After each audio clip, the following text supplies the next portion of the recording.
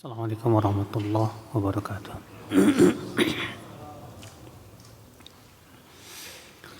Innal hamdalillah nahmaduhu wa nasta'inuhu wa nastaghfiruh wa na'udzu billahi min shururi anfusina wa min sayyiati a'malina.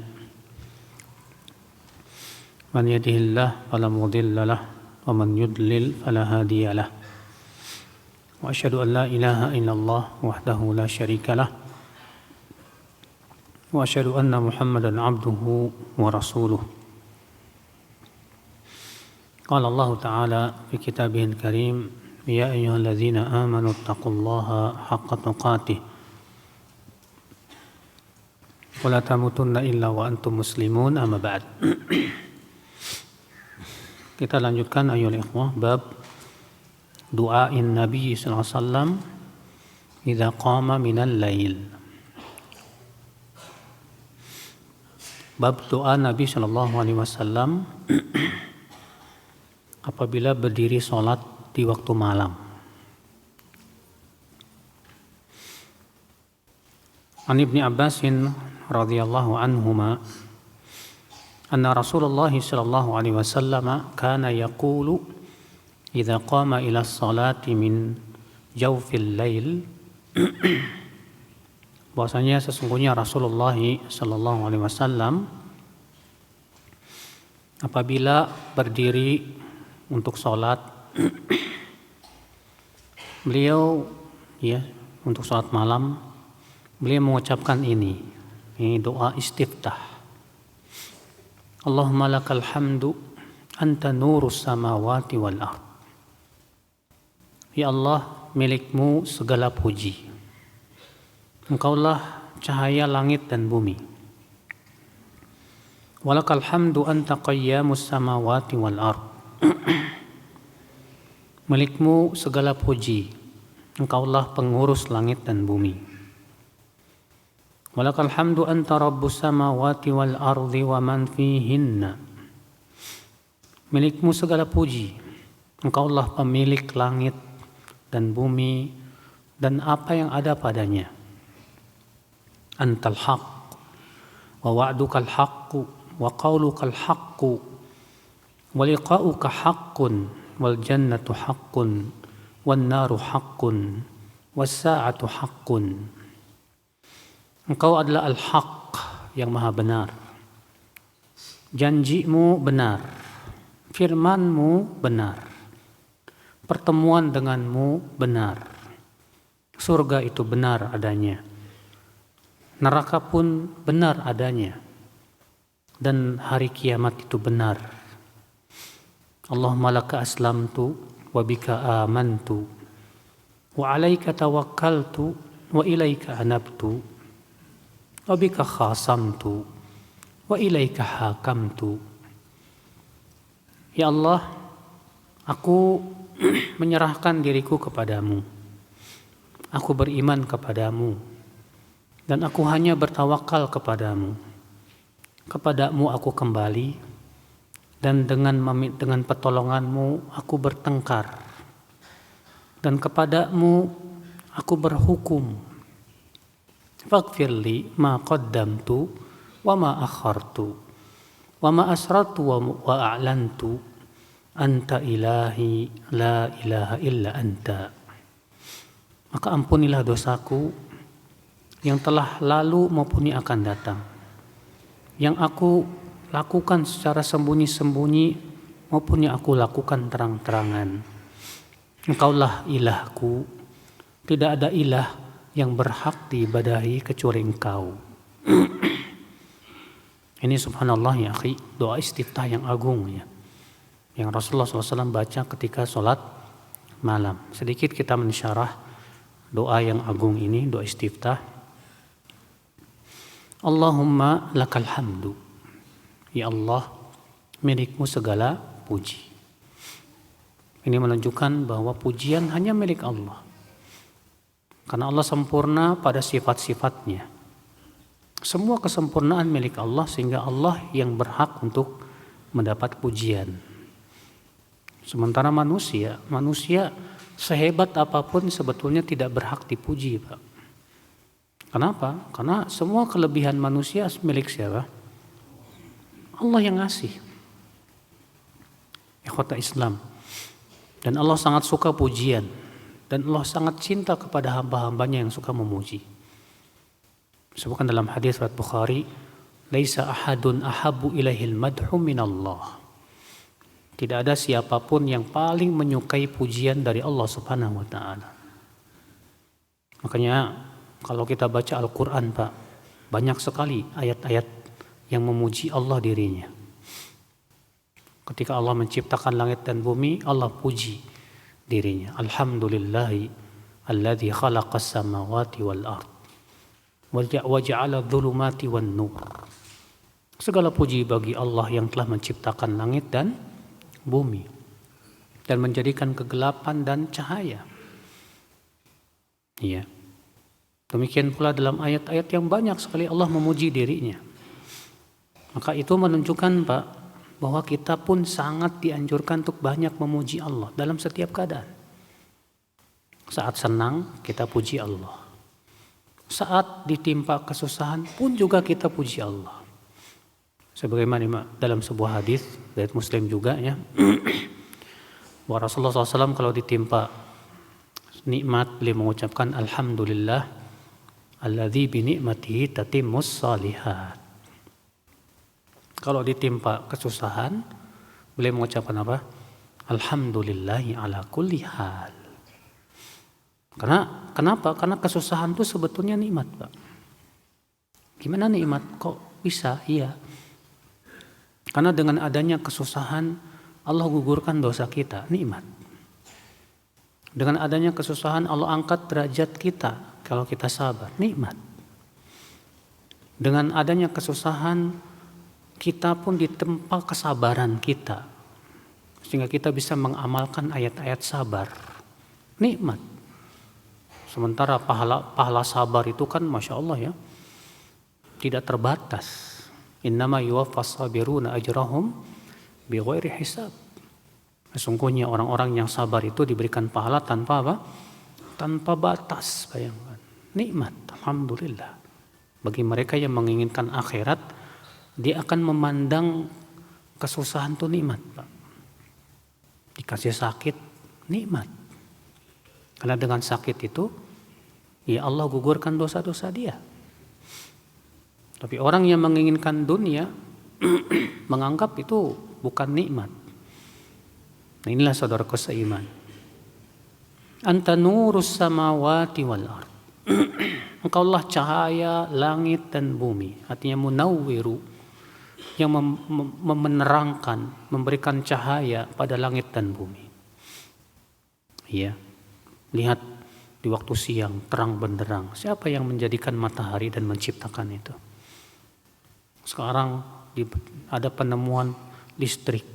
Siapa yang menciptakan listrik itu? Manusia hanya menemukan saja. Ya Allah yang kemudian menjadikan cahaya, terang benderang.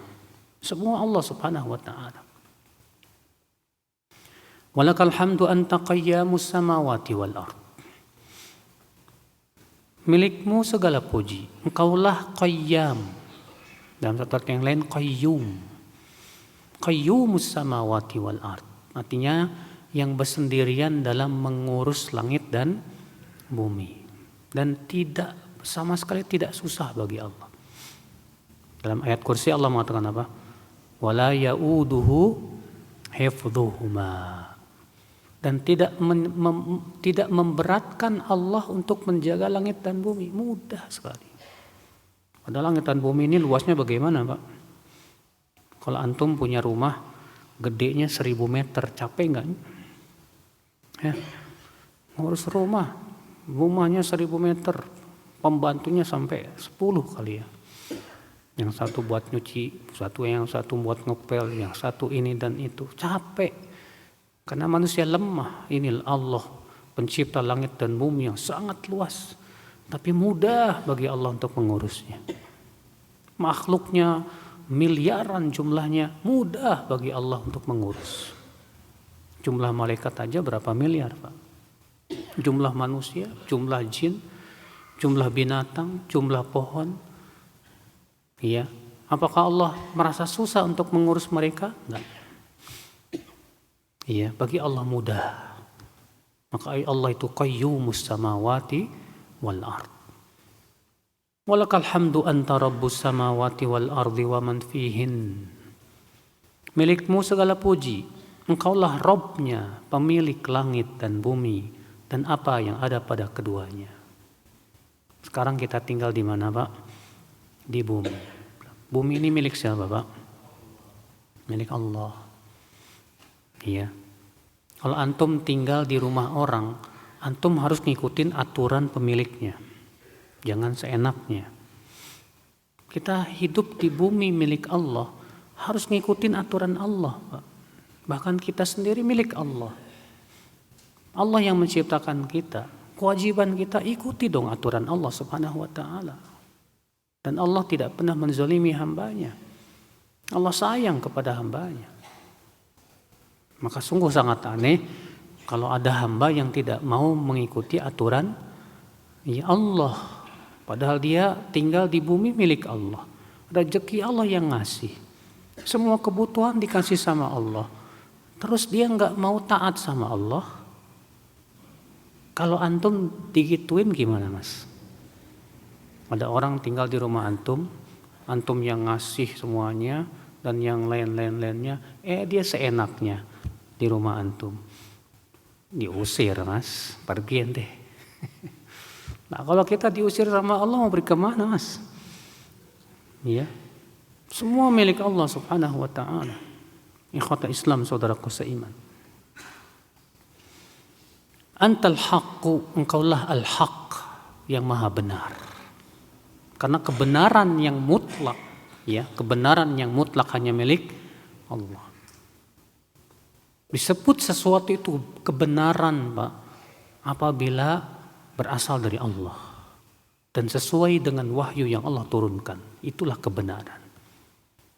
Adapun kalau tidak sesuai dengan yang berasal dari Allah dan malah bertabrakan dengan yang berasal dari Allah, itu bukan kebenaran. Walaupun dianggap oleh manusia sebagai apa? Kebenaran. Karena kebenaran mutlak hanya milik Allah. Ikhwat Islam, saudaraku seiman. Maka dari itu carilah kebenaran dari sumbernya. Sumbernya kebenaran Al-Quran dan hadis. Kenapa? Karena Al-Quran dan hadis dua-duanya wahyu dari siapa? Dari Allah Azza wa Jalla. Maka siapa saja yang mencari kebenaran dari selain Al-Quran dan hadis, dia akan tersesat jalan. Untuk mencari kebenaran misalnya dari filsafat orang barat, antum gak bakalan dapat, Mas. Antum mencari kebenaran misalnya dari sebatas akal pemikiran hasil orang-orang yang dianggap intelektual, antum gak bakalan dapat. Kebenaran yang mutlak hanya yang berasal dari Allah Rabbul Izzati wal Jalalah. Maka siapapun yang mengatakan ini sebuah kebenaran, dia wajib membawakan buktinya dari pemilik kebenaran. Siapa itu? Allah Rabbul Izzati wal Jalalah. Mawa'dukal haq, janjimu benar. Semua janji Allah pasti benar. Allah tidak pernah sekalipun tidak menepati janji. Ya. Sebagaimana yang disebutkan dalam ayat-ayat. Maka dari itu ya akhi, wajib kita yakin akan janji Allah. Allah berjanji untuk orang yang beriman dan beramal saleh untuk diberikan surga. Banyak sekali dalam Al-Quran janji-janji Allah. Contohnya Allah berfirman, "Wa may yattaqillaha yaj'al lahu makhraja wa yarzuqhu min haitsu la yahtasib." Siapa yang bertakwa kepada Allah, Allah akan berikan jalan keluar dari kesulitan hidupnya. Dan Allah akan berikan rezeki dari arah yang tidak disangka-sangka. Ini janji. Dan wajib kita percaya akan janji Allah ini. Allah juga berfirman, "Wa may yatawakkal 'ala Allah fahuwa hasbuh." Siapa yang bertawakal kepada Allah, Allah akan cukupi dia. Ini janji, Pak. Siapapun yang bertawakal kepada Allah akan cukupi. Wajib kita yakin. Jangan khawatir Allah tidak menepati janji. Allah pasti menepati janji. Yang dikhawatirkan itu keyakinan kita yang lemah, Pak. Kita terkadang keyakinan kita kepada Allah lemah begitu. Iya, kita pengennya janji Allah itu segera saja, langsung. Mana kok? Pengennya langsung aja. Makanya Allah mengatakan di situ apa? Wa may yatawakkal 'ala Allah fa huwa hasbuh. Innallaha balighu amrih. Qad ja'ala Allahu likulli syai'in qadara. Siapa yang bertawakal kepada Allah, Allah akan cukupi dia. Kemudian Allah berfirman apa? Innallaha balighu amrih. Allah pasti akan menyampaikan urusannya. Qad ja'ala Allahu likulli syai'in qadara. Dan Allah telah menentukan segala sesuatu itu waktunya masing-masing. Sabar. Tinggal nunggu waktu aja. Allah tidak mungkin tidak menepati janji. Iya. Wa'dukal haqq wa qaulukal haqq.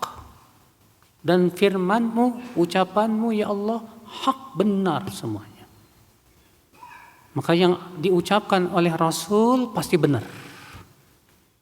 Karena Rasulullah tidak pernah berbicara dari hawa nafsunya. Allah berfirman, "Wa ma yantiqu 'anil hawa in huwa illa wahyu yuha." Maka yang ada dalam Al-Quran semua benar. Allah berfirman, "La ya'tihil batilu min baini yadayhi wala min khalfih."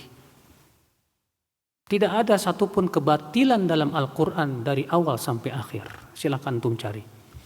Adakah dalam Al-Quran satu saja kebatilan? Tidak ada. Kenapa? Karena firman-firman Allah semuanya apa? Benar. Tidak ada yang salah.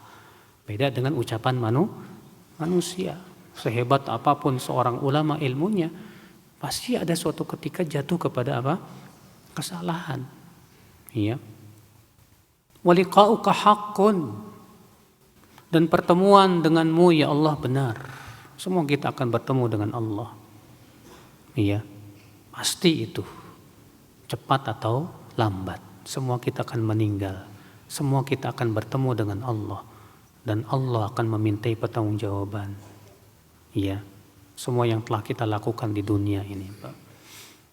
Maka dari itulah persiapkanlah ya menuju pertemuan dengan Allah Rabbul Alamin. Dengan cara apa? Tentunya dengan cara beriman, beramal saleh, banyak taubat, banyak istighfar, ya banyak berbuat kebaikan. Wal jannatu haqqun wan naru haqqun. Surga itu benar ya Allah, neraka pun benar ya Allah. Wajib kita yakini Pak adanya surga dan neraka. Dan wajib kita yakini Pak bahwa surga dan neraka sudah ada sekarang. Adapun surga adanya di langit ketujuh sana. Iya, sudah ada. Rasulullah SAW ketika Isra dan Mi'raj masuk ke surga tidak? Masuk. Diperlihatkan api neraka tidak? Diperlihatkan. Itu menunjukkan neraka ada tidak? Neraka ada, saudaraku sekalian. Cuma kita belum melihatnya. Gaib. Nanti kalau antum pengen lihatnya mati dulu. Kalau antum pengen melihat mati dulu. Kalau antum sudah meninggal baru bisa melihat dengan mata kepala. Iya, kalau sekarang enggak. Untuk menguji keimanan kita mau beriman enggak tentang surga dan neraka. Maka kalau kita beriman kepada surga dan neraka, konsekuensinya apa dong Pak? Konsekuensinya kita berusaha untuk mencari surga dan lari dari api neraka. Untuk masuk surga modalnya apa Pak? Iman dan amal saleh.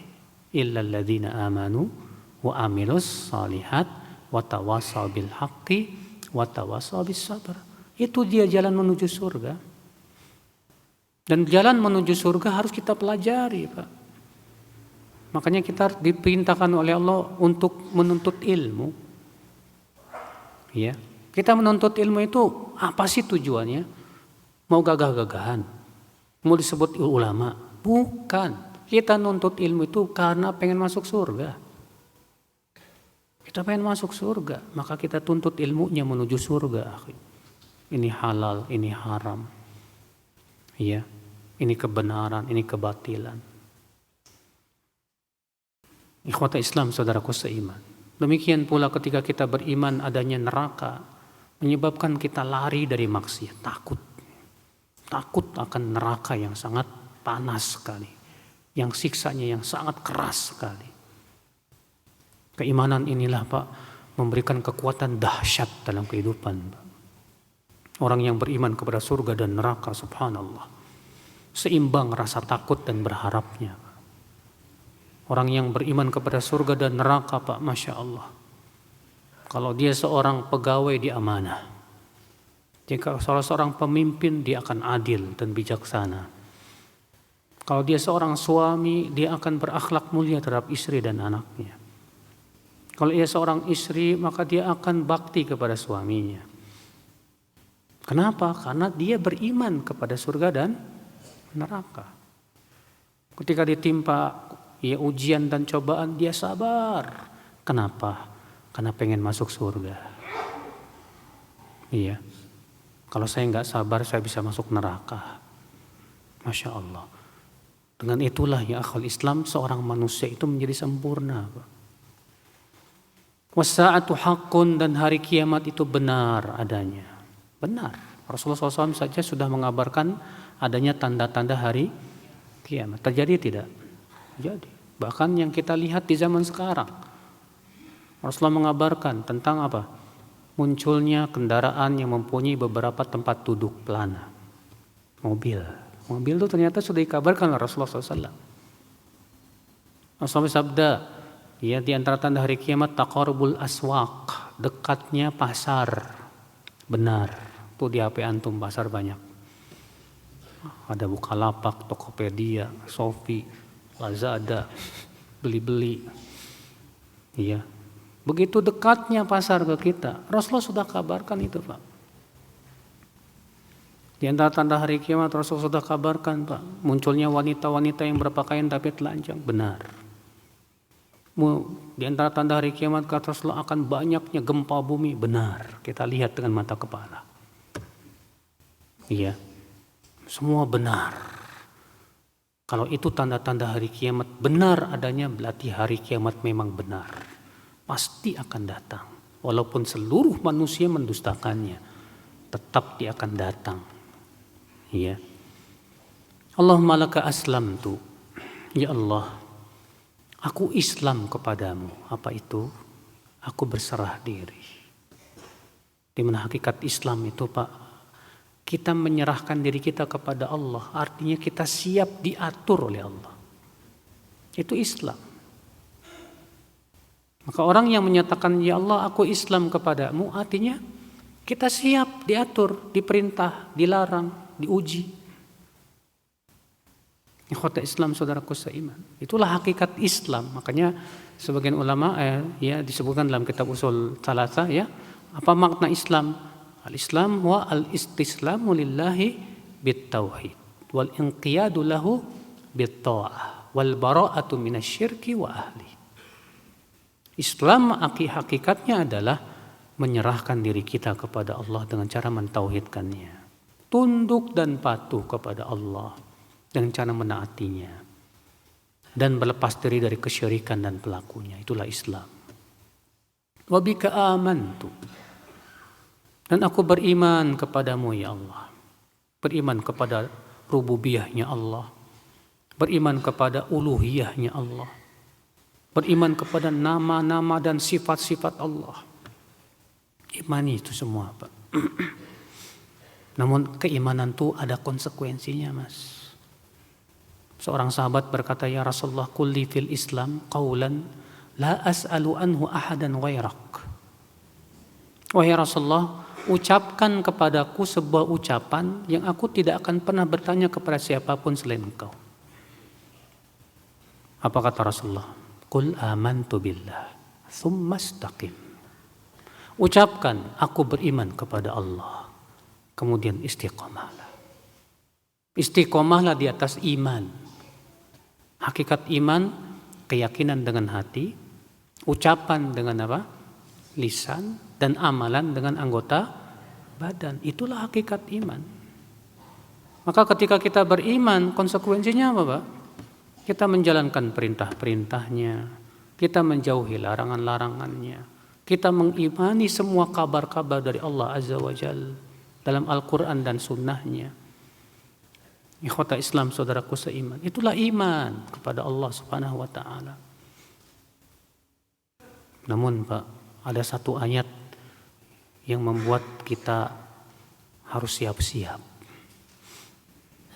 Allah berfirman, Alif Lam Mim, ahasiban nasu ayyutraku ayyaqulu amanna wa hum la yuftanun. Walaqad fatanna alladhina min qablihim falaya'lamanna alladhina sadaqu walaya'lamanna al-kadhibin.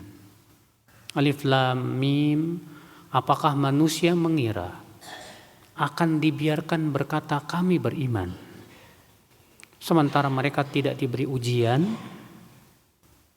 Lihat, apakah manusia mengira akan dibiarkan berkata kami beriman sementara ia tidak diberi apa? Ujian. Berarti konsekuensi iman apa, Pak? Diuji. Ujian berupa apa, Pak? Kesenangan, kesusahan, perintah, larangan. Semua itu ujian, ya akhwal Islam. Tapi pasti semuanya kita pengennya diuji dengan kesenangan, ya Pak ya. Siapa di antara kita yang ingin diuji dengan kesusahan? Tidak ada. Padahal sebetulnya Pak, kesenangan itu membuat kita banyak lupa kepada Allah. Iya. Kita lanjutkan. Wa 'alaika tawakkaltu. Dan hanya kepadamu ya Allah aku tawakal. Apa tawakal itu, Pak? Tawakal itu yang memenuhi 2 rukun. Rukun yang pertama i'timadul qalbi 'ala Allah. Yaitu hati kita bersandar kepada Allah Subhanahu wa taala saja. Yang kedua, ya, as-sa'yu fi tahsilil asbab, yaitu kita berusaha untuk menghasilkan sebab-sebabnya. Antum tawakal, tapi kamu usaha, itu bukan tawakal, Mas. Males namanya. Antum usaha, tapi tidak bersandar kepada Allah, tapi bersandar kepada skill dan kemampuan. Itu syirik, Pak. Iya. Saya mah yakin, pede aja lah. Ucapanmu itu mengandung kesyirikan, Mas. Kita nggak boleh percaya sama diri sendiri. Pede. Antum tawakal sama Allah. Sehebat apapun skill kemampuan kamu, kalau Allah tidak bantu, percuma, nggak bisa kamu. Tawakal kepada Allah.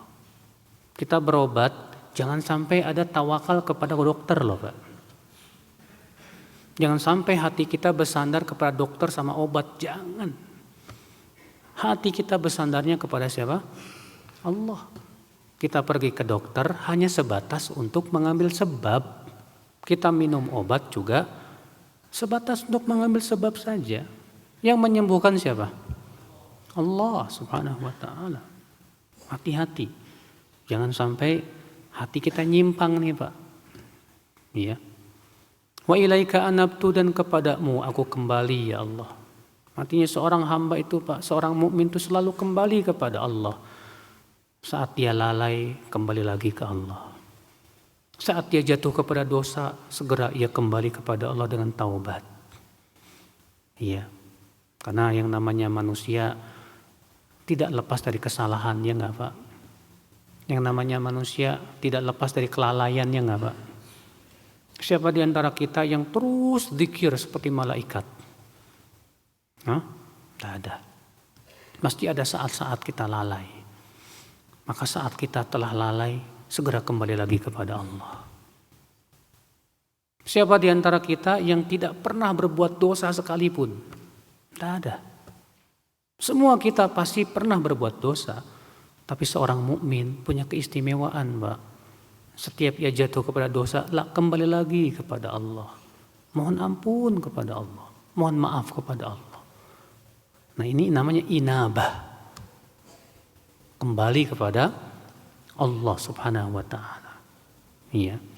Wa bika khasamtu, dengan memohon pertolonganmu aku bertengkar ya Allah. Bertengkar maksudnya gimana ini?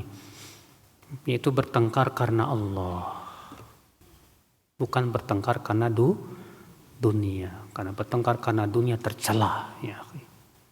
Antum bertengkar sama teman gara-gara rebutan lapak, ya, akhirnya nggak bertegur sapa sampai berbulan-bulan. Waduh, ini musibah, Pak. Kata Rasulullah SAW, fasadu bazatil bain hiyal haliqah. Ya, rusaknya hubungan dua orang yang tadinya dekat itu bisa mencukur agama seseorang. Bayangkan, tercukur habis agama antum gara-gara berantem karena dunia. Karena dunia. Iya. Karena persaingan usaha. Gara-gara teman antum bikin usaha yang sama dengan antum, wah, akhirnya apa? Nggak mau tegur sapa lagi. Ya akhi, ini orang kurang beriman kepada takdir, Pak. Iya. Dan ngerinya banyak ikhwan yang kayak gini nih, Pak. Udah berjenggot, jenggotnya panjang, Pak. Cukup 4.000 hadis lah.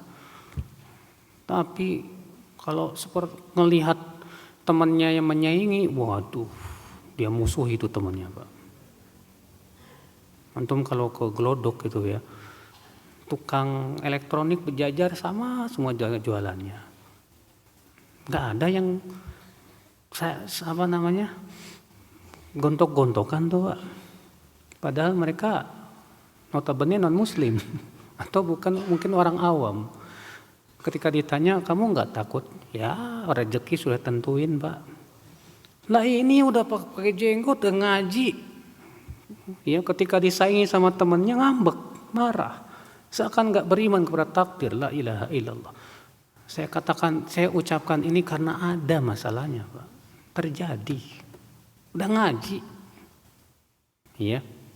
Udah ikhwan senior lah. Bukan junior lagi. Iya. Allahul musta'an. Nah, yang maksud dengan bertengkar di sini yaitu bertengkar karena Allah. Iya. Mukhasamah. Seperti mukhasamah dengan orang-orang kafirin. Iya. Mukhasamah dengan orang-orang yang memusuhi Allah dan Rasulnya. Maka seperti ini penting kita minta bantuan kepada siapa? Kepada Allah Subhanahu wa ta'ala. Wa ilaika hakamtu, dan kepadamu ya Allah aku berhukum. Aku berhakim ya Allah. Ini penting, akhi. Karena sudah kita sebutkan, kita ini semua hamba Allah. Kita milik Allah. Kita tinggal di bumi milik Allah. Maka kewajiban kita patuhi aturan Allah. Jadikan aturan Allah sebagai hukum dalam kehidupan kita, Pak. Wallahi, tidak ada yang lebih adil dari hukum Allah. Iya. Faghfir li ma qaddamtu wa ma akhart.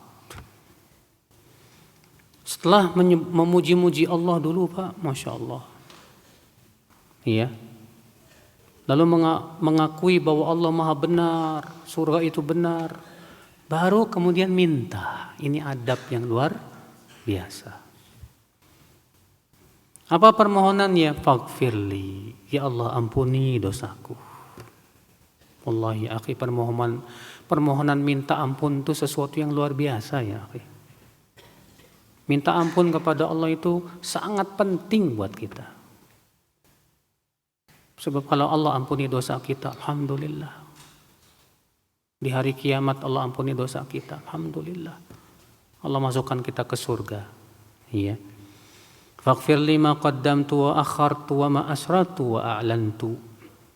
Ampuni dosaku ya Allah yang telah lalu maupun yang akan datang. Yang aku lakukan secara sembunyi-sembunyi maupun yang terang-terangan. Anta ilahi, la ilaha illa anta. Engkaulah ilahku. Tidak ada ilah yang berhak diibadahi kecuali Engkau. Subhanallah. Ini menunjukkan penghambaan kita kepada Allah Subhanahu wa ta'ala. Ini ya, kalau bisa kita hafalin ini doa istiftah ini, karena makna-maknanya luar biasa, Pak, agung sekali. Baik, kita lanjutkan bab kaifiyati salatil lail wa adadi ruku'iha. Bab tata cara salat malam dan jumlah rakaatnya. An Aisyah radhiyallahu anha qalat kana Rasulullah sallallahu alaihi wasallam yusalli minal laili 13 raka'ah yutiru min dhalika bi khamsin la yajlisu fi syai'in illa fi akhiriha. Dari Aisyah, semoga Allah meridainya, adalah Rasulullah SAW sholat malam 13 rakaat dan beliau witirnya 5 rakaat, tidak duduk kecuali di akhirnya. Dalam hadis ini Pak Aisyah menyebutkan Rasulullah sholat 13 rakaat. Tapi dalam hadis yang lain Aisyah mengatakan apa? Maka Rasulullah SAW yazidu fi Ramadan wala fi ghairihi ala ihda asyrata raka'ah. Rasulullah tidak pernah sholat malam lebih dari 11 rakaat, baik di bulan Ramadan maupun di luar bulan Ramadan. Kata Aisyah enggak pernah lebih dari 11. Tapi kok dalam hadis ini Aisyah mengatakan apa? Rasulullah sholat 13 rakaat. Sebagian ulama berkata bahwa 13 rakaat ini ditambah dengan 2 rakaat iftitah. 2 rakaat apa? Iftitah. Karena kebiasaan Rasulullah Pak membuka sholat malam itu dengan 2 rakaat yang ringan. 2 rakaat yang apa? Yang ringan dulu. Disebut dengan 2 rakaat iftitah, pembukaan. Iya. Sehingga kalau digabungkan dengan 2 rakaat iftitah, maka jumlahnya menjadi berapa? 13 rakaat. Di sini menunjukkan juga apa? Bolehnya witir dengan 5 rakaat di mana tidak tahiyat kecuali di akhirnya. Karena Aisyah radhiyallahu anha di sini menyebutkan bahwa Rasulullah SAW witir 5 rakaat dan tidak duduk untuk tahiyat kecuali di akhirnya. Karena sholat witir boleh 1, boleh 3, boleh 5, boleh 7, boleh 9, boleh 11. Iya. Pelaksanaannya bagaimana? Boleh semuanya tidak duduk tahiyat kecuali di akhirnya. Itu witir. Ya. Bab salatul laili mathna mathna wal witru raka'ah min akhiril lail. Bab salat malam itu 2-2 dan witir 1 rakaat di akhir malam. An Ibni Umar radhiyallahu anhuma anna rajulan sa'ala Rasulullah sallallahu alaihi wasallam an salatil laili. Faqala Rasulullah sallallahu alaihi wasallam salatul laili mathna mathna. فإذا خشي أحدكم الصبح صلى ركعة واحدة توتر له ما قد صلى. Dari Ibnu Umar bahwasanya ada seorang laki-laki bertanya kepada Rasulullah sallallahu alaihi wasallam tentang tata cara salat malam. Maka Rasulullah SAW bersabda, salat malam itu 2, artinya 2 rakaat. Apabila salah seorang dari kalian merasa khawatir untuk masuk subuh, maka ia boleh sholat 1 rakaat saja, di mana ia ganjilkan yang telah ia lakukan dari sholat. Di sini menunjukkan Pak, bahwa sholat malam itu disyariatkan 2. Dan dalam riwayat yang lain dengan tambahan sholatul laili wan nahar mathna mathna. Sholat malam dan sholat siang itu 2. Ada tambahan siangnya. Dan menjadi ikhtilaf para ulama tentang tambahan siang ini. Apakah ini tambahan yang syadz ataukah ini tambahan yang sahih?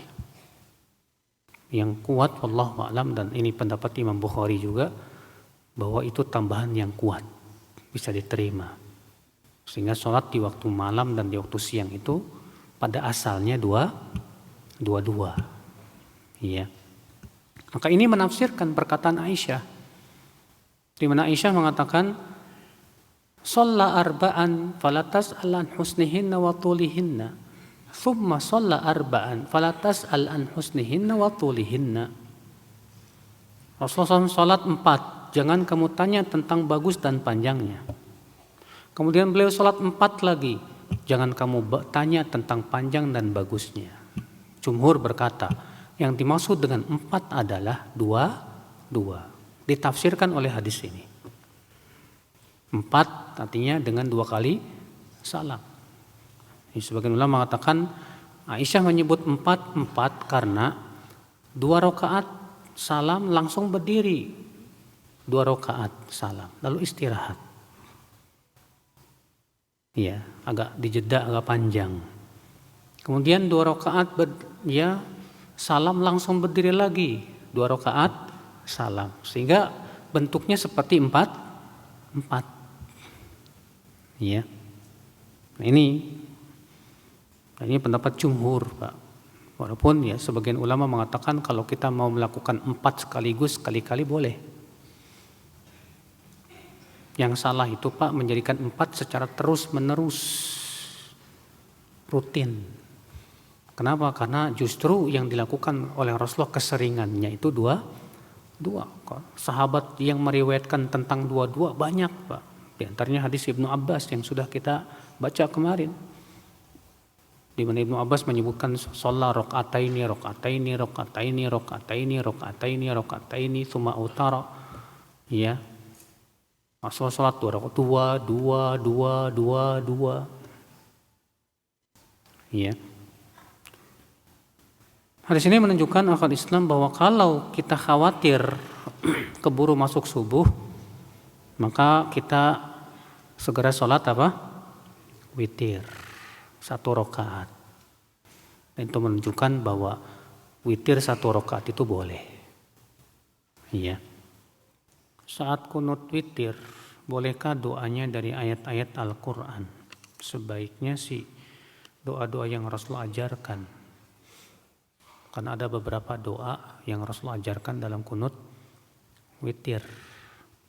Di antaranya, Allahumma hdini fiman hadait, wa afini fiman afait, wa tawallani fiman tawallait, wa barik li fima atait, wa qini syarra ma qadait, fa innaka taqdi wa la yuqda alaik, innahu la yadhillu man walait wa la ya'izzu man adait, tabarakta rabbana wa ta'alait. Di antaranya Rasulullah mengajarkan juga untuk doa witir, Allahumma iyyaka na'bud wa laka nusalli wa nasjud wa ilaika nas'a wa nahfid, ya, narju thawabak wa nakhafu iqabak, inna azabaka lil kafirina mulhiqu kama qala. Dan beberapa ada doa lain yang Rasulullah SAW ajarkan. Kalau kita cukupkan dengan yang Rasulullah ajarkan, itu lebih utama. Memuliakan mertua apa sama pahalanya dengan memuliakan orang tua? Ya enggak sama, Pak. Ya, tidak sama. Ingat, ya, menantu itu tidak ada kewajiban berbakti kepada mertua. Yang ada adalah masing-masing anak wajib berbakti kepada orang tua masing. Adapun istri kepada suami lebih besar daripada pada orang tuanya. Tapi ya, kalau ternyata seorang menantu berbuat baik sama mertuanya, itu sangat dianjurkan, tapi tidak wajib. Iya. Namun juga tidak boleh berbuat atau berakhlak yang buruk sama mertua, seperti enggak mau berhubungan sama mertua, ya, dan yang lainnya.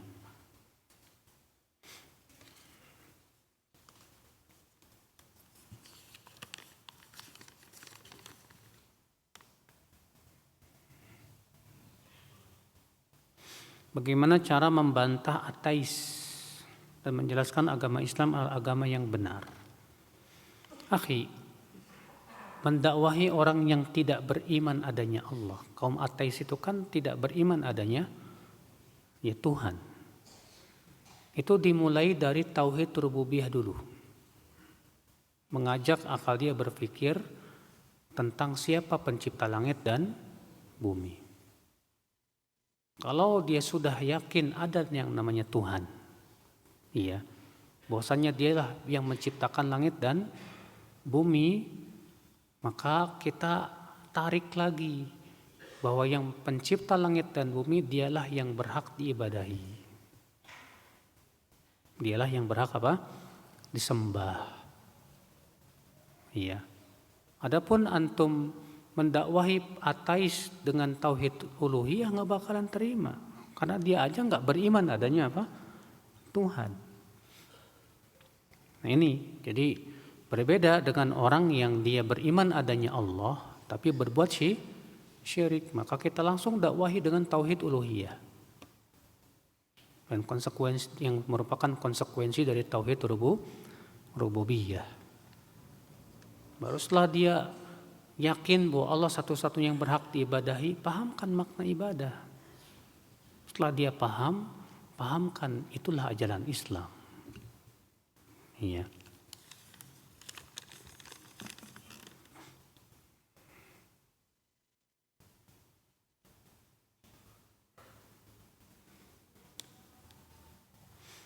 Banyak perusahaan dan tempat pekerjaan sekarang yang mensyaratkan batas maksimal usia dan masih memakai sistem kontrak, sehingga menyebabkan banyak pekerja yang keluar masuk maupun pengangguran.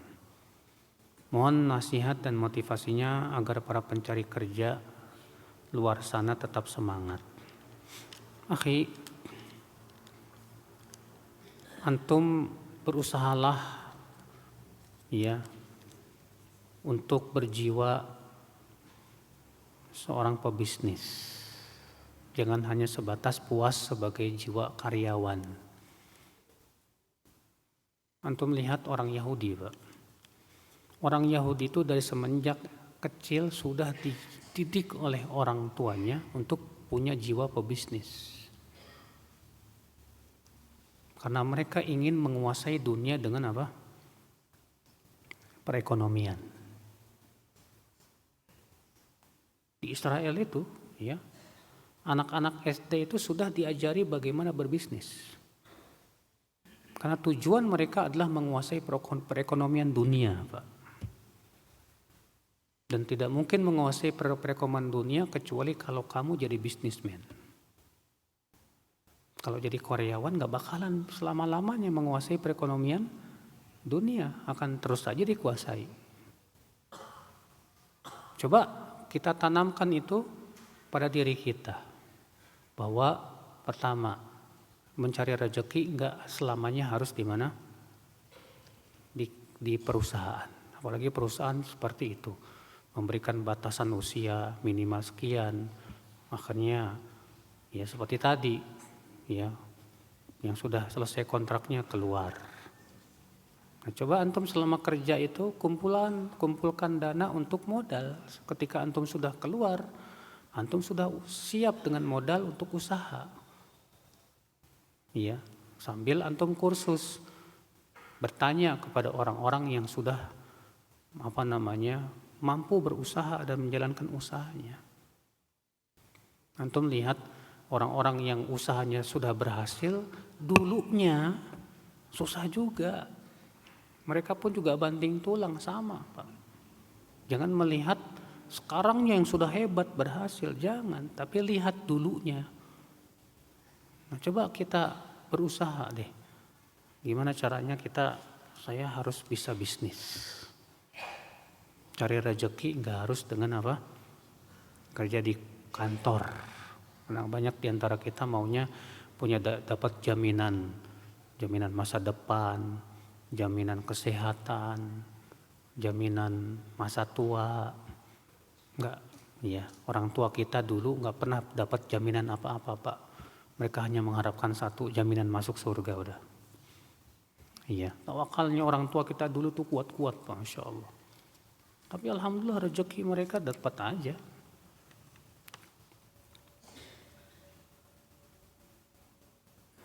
Kalau ada suami selingkuh lalu istri sudah tak sanggup lagi memaafkan. dan khawatir tidak lagi bisa berbakti pada suami, bolehkah khulu? Boleh. Karena di masa Rasulullah terjadi, ada seorang sahabiat datang kepada Rasulullah dan berkata, "Ya Rasulullah, aku tidak mencela suamiku pada agama dan akhlaknya. Bagus agamanya, bagus akhlaknya. Tapi aku khawatir kufur dalam Islam." Artinya aku khawatir kufur kepada suami. Gara-garanya dia melihat suaminya jalan sama sahabat yang lain, ternyata yang paling jelek suaminya. Iya. Akhirnya hilang rasa cintanya. Takut dia jadi kufur sama suami. Akhirnya Rasulullah bersabda kepada wanita ini, "Maukah kamu mengembalikan mahar berupa kebun yang dulu pernah dikasih kepada oleh suamimu?" Mau. Dibalikin, dipisahin sama Rasulullah SAW. Padahal nih suaminya bagus akhlak dan agamanya. Gimana ini selingkuh coba? Siapa perempuan yang tidak sakit hati, Pak, melihat suaminya apa? Selingkuh. Kalau suaminya kawin lagi sih mungkin gak sesakit hati itu. Ya, karena kalau kawin lagi syariat mengizinkan. Lah ini selingkuh, zina. Sudah berbuat dosa besar. Iya. Maka kalau si istri tidak sulit memaafkan dan khawatir tidak bisa berbakti, lalu dia mau khulu, silahkan. Ini termasuk udzur syar'i.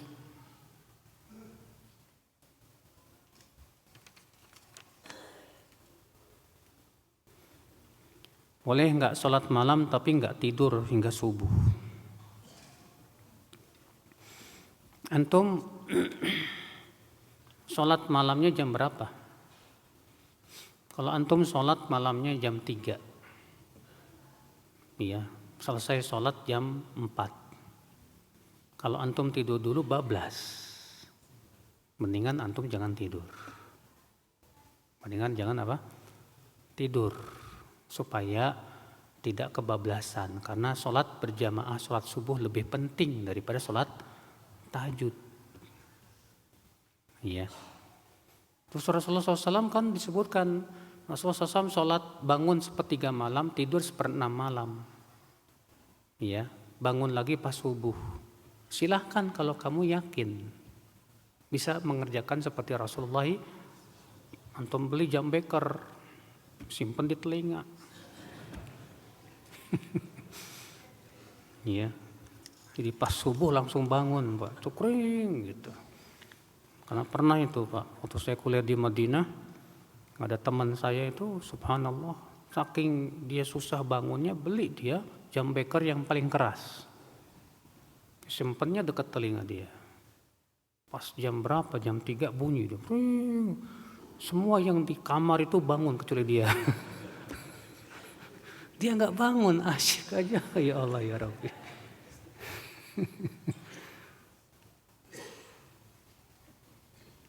Bagaimana cara agar khusyuk dalam sholat? Ana sering berdoa panjang saat sujud. Namun ana setelahnya sering terlupa. Rakaat udah berapa ya?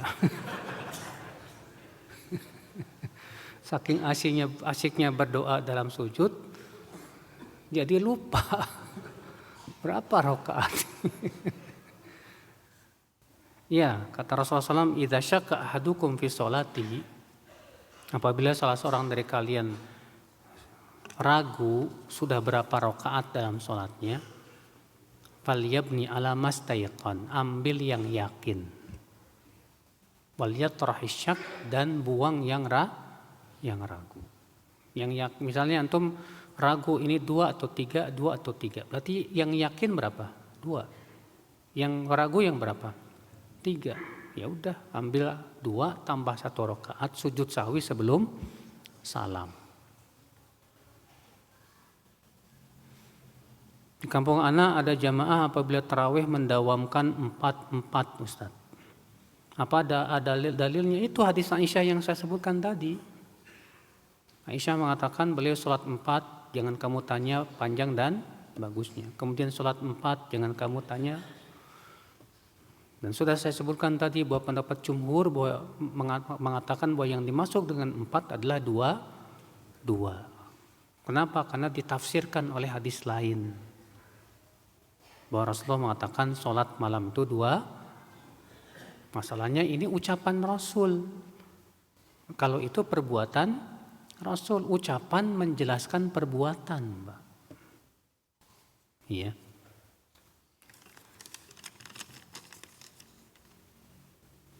Bolehkah seorang mukmin marah sesama kaum muslimin, Ustaz? Saya sudah minta maaf tapi orangnya nggak mau memaafkan. Marahnya karena apa? Kalau dia marah karena dunia, maka itu malah tercela. Tapi kalau dia marah karena Allah, misalnya ngelihat antum maksiat jadi marah, nggak suka sama antum, bagus, ya. Maka kalau marahnya karena Allah bagus. Kitanya saja yang salah, wajib kita istighfar kepada Allah, minta maaf kepada Allah Subhanahu wa taala. Dan kalau kita berbuat salah kepada dia, kita minta maaf dan dia enggak memaafkan, maka berusahalah berbuat baik pada dia. Iya, berbuat baik dengan cara ngasih hadiah dan yang lainnya. Ya mudah-mudahan hatinya menjadi apa? Ya, ridho. Demikian subhanakallah bihamdik. Asyhadu an la ilaha illa anta astaghfiruka wa atubu ilaik. Assalamualaikum warahmatullahi wabarakatuh.